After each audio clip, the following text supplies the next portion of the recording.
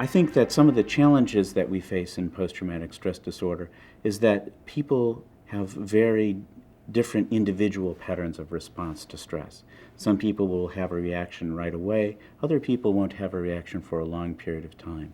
Some people will have a brief or transient response to an extreme stress that fades out and goes away. In fact, that's probably the most typical response pattern. But other people who will have a strong reaction to stress that persists for the rest of their lives. I think that our research is suggesting that the real challenges are twofold. One is, how do we alleviate the suffering, and in a way that is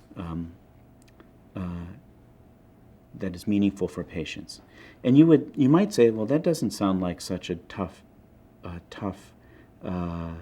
challenge. There are medications for nearly every psychiatric disorder. Why aren't there many medications for PTSD?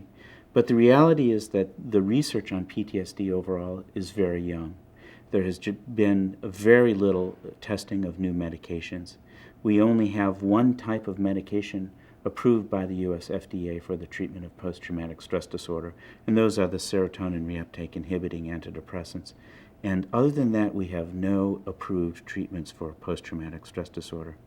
Those approved treatments for post-traumatic stress disorder work reasonably well for people who have single incident traumas, in other words, a car accident or something like that.